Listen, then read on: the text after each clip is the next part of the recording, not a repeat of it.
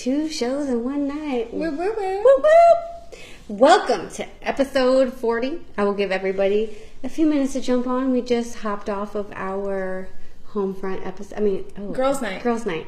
Can you make sure you get on there and make sure it's good to go and that I tagged you and we're live? And this is the Homefront, guys. Totally different show. We have a totally different topic. I keep it totally real estate related on here. So please hit the like button, hit the love button, let us know that you're on. Did you hit the like? Nope. Nope, that was somebody else. America. America. Thank you. Please let us know you're on.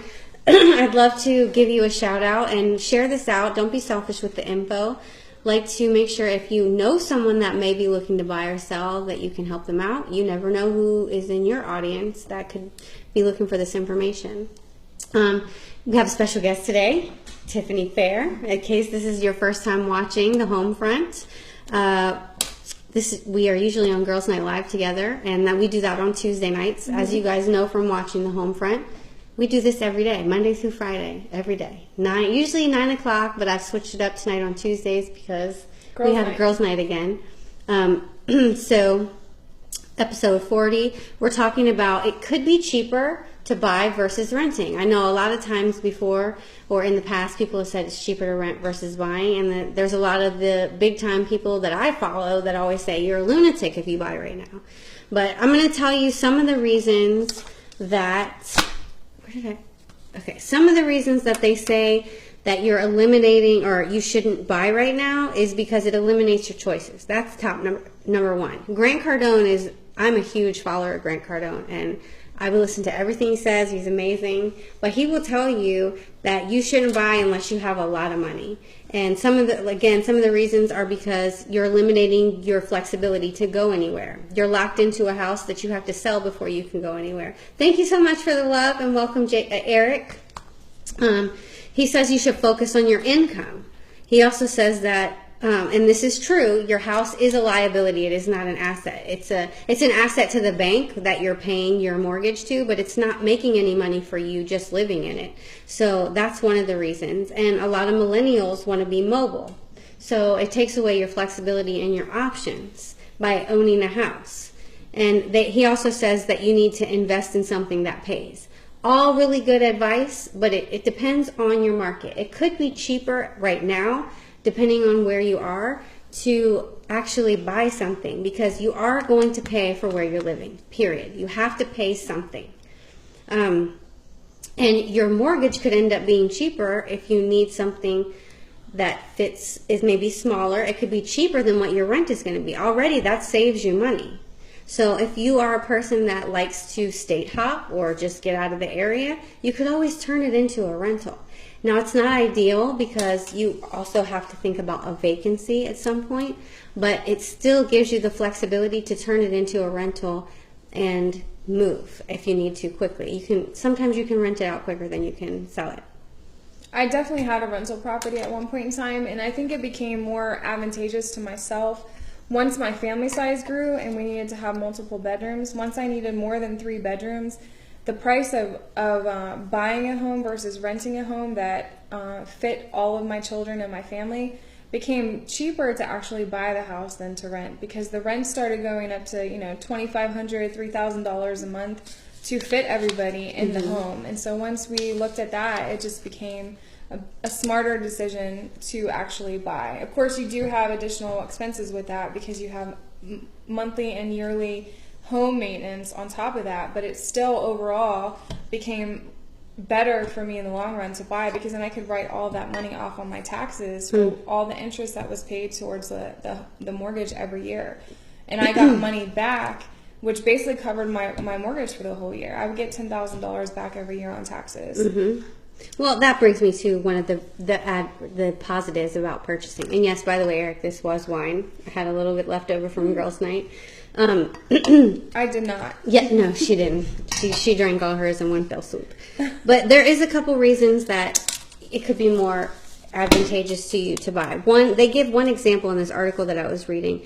If you go in and you purchase a property, you put 10% down, you get a 30-year fixed mortgage, and the interest rate's around 4.4%. If you stay there for just 5 years, it could be 11% cheaper to purchase versus renting. Because one thing to consider is you're locked in at a mortgage rate. If you're renting, every year your rent goes up. And every year that you're paying on your mortgage, your debt is going down. So now you have a gap of equity that is potential for when you go to sell. Now you're going to make money. So it's a slower return. It's not a guaranteed return, but it's still, you are saving money because you do get to deduct that mortgage interest that you're paying every year on your taxes. So, and they say if you increase it to 7 years and you stay in your property, now you have a 23% savings. What's up, Krista? Thank you for joining. I do think that's true because I've been in my home for probably 7 years now, and I have about $60,000 of equity just in from when I bought my house, which I bought as a short sale, which was really smart at the time because I already walked into it with equity when I first purchased it, and then just paying it off for the past 7 years. Now I have about $60,000 in equity that if we decide to move, I can at least get out of it, and I'll probably make a little bit of money even after fees are paid. Yeah. So it becomes, you know, I think about that when my children, my oldest kids, are getting ready to go to college. If there is a time where, you know, we're going to be ready to sell and have to pay for college tuitions or whatever the case may be, we're going to make that money. Or I actually work with a gentleman whose daughter goes to NYU. I don't know if anybody knows how expensive that is, but it's crazy. I know how expensive that is. It's like, you know, $60,000 a year to go to NYU. So he took a home equity loan out on the house that he had and was able to pay that off, and it works out great. So I mean, there's always, you're building some type of investment in your home when you buy. You're throwing your money away when you rent. Oh yeah, I definitely agree. And then another thing I was going to say is, you know, you're building equity. So you're building, if you add value. There's my psychic powers. Exactly. Eric, thank you so much for sharing. Really appreciate that. But you're building a gap of every year you're paying your mortgage down and you keep your mortgage stays the same. So you have this gap of money that you are saving, or you're increasing, basically paying into the mortgage gives you a savings account. It's not a liquid thing. You have to sell the house to get it, but it's a solid investment. It's low risk, and real estate is cyclical. What's the laughing for? It's cyclical. So yeah, we're going to have a change in the market they say on average 7 to 10 years. It's going to drop. Things are going to stabilize. We had a major, you know, crisis 2007 to like 2011, I think they said it started increasing and getting a little bit better. But you know, I mean, that's the way it is. So the longer you hold it, the better. And if it's not the right market for you to sell, then don't sell. I mean, it's plain and simple. Turn it into a rental property. You're always going to be able to rent a home out, and as long as the rent is going to be more than the mortgage. Then your mortgage, then you're fine. Yeah. So just keep that in mind. You don't have to sell it. And I'm not ever going to sell any property. I plan on purchasing more. I've said before, you said I hit the wrong one. I've said it before. I want to own an empire of properties. And then when I need money, I'll just sell a building. Yeah. I mean, I want to get houses. And obviously the multifamilies are more lucrative because then you don't have to worry about vacancy rates, because it's paying for itself. You have enough properties or enough rent coming in on those properties that it makes up for the vacancy rate, and you don't ever have to worry about it. But I mean, I'm not planning to ever sell this property until I need to, when I get older and I need a chunk of change, and by that time it's going to be paid off. It's going to be paid off. So the other thing that I had a friend in high school, and they had a lot of kids, and what they did was they bought land. So every time one of their kids went off to college, they sold part of their land, and it paid for their college expenses. And they actually had a farm, wow. But they would sell a portion of their land each time. Sometimes they sold it to individual people, and sometimes they sold it to the county, and the county then developed it into neighborhoods. But they were able to pay for all their kids' college tuitions, and it's something that they invested in when their children were little at a very low amount, and then it just grew over time. So if you take the time to actually invest in something, you know, early on, and just hold it and sit on it for a while, it's going to turn around and be very lucrative for you in the long run. Oh, absolutely. I mean, and then, you know, they said when everybody was selling back when we had the mortgage crisis, the smart people with the money and the opportunity, they were buying. buying. You scoop up all the properties when everything starts going downhill. You've got to have that stack of dough so you can scoop all the properties up, buy a low, and then hold on to it until it's going to go up. It's guaranteed to go up. It's not going to go down forever. It just doesn't happen. It's not the way the economy works.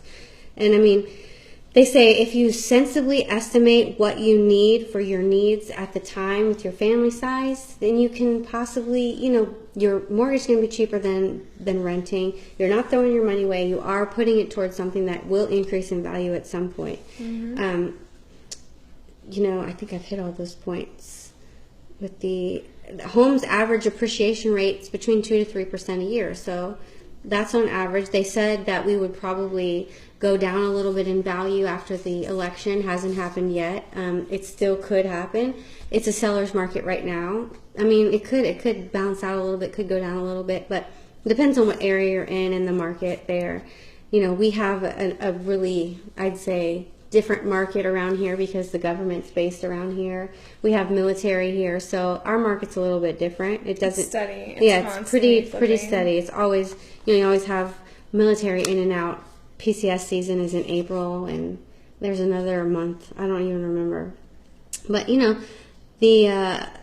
would say the goal is definitely to be debt free at some point, and just or have good debt, which is the debt that you've leveraged making money with properties. That's my ultimate goal, to be a real estate investor. So this is property one, and when I'm ready to move, I'm definitely going to rent it out and start buying more properties. I want multifamilies to apartment buildings. That's my major mentor that doesn't know it is Grant Cardone. So that is definitely my path in the future. I have a 5-year plan. You'll get there. Yeah. So that's what we talked about tonight. I don't know if you guys have any questions. I think I hit all the points. And you have any topics, and by the way, the little comment that I had on the other show about why do you ask for topics if you're not going to talk about them? I talked about open houses. I talked about closing costs. So when I ask for topics, I do talk about them, but I'm not going to talk about them on the same show. Or you've got to make sure you're tuning in to the right one that I'm asking for, and I will definitely talk about them. So feel free to send me a private message. I'm on Twitter. I'm on Snapchat. Facebook, obviously, all the social mediums. I do respond to private messages. Please don't tell me, hey, pretty girl. That's not going to get me to respond. If you have a serious inquiry, I am definitely down to talk. I'm a professional, but I'm not going to... Keep it professional. Don't try... I said I wasn't going to say it, but it just agitates me so much. When I'm talking about something that actually has value and you hit me with you're hot, it kind of annoys the shit out of me. It annoys me because it's like everything that I just said just went right out the door. And just keep it professional. Yeah, that's the kind of person I am. Don't hit me with hey pretty girl. I mean, thank you. Keep it professional. Yeah, that's pretty much the way it goes. But yes, I am here if you want to ask any questions, topics. I can refer you to realtors outside of the state of Virginia. I have a lot of connections across the country. All right. So thank you guys for joining me. Thank you. I appreciate you sticking around as a special guest on the Homefront. And I will see you guys tomorrow. Thanks again.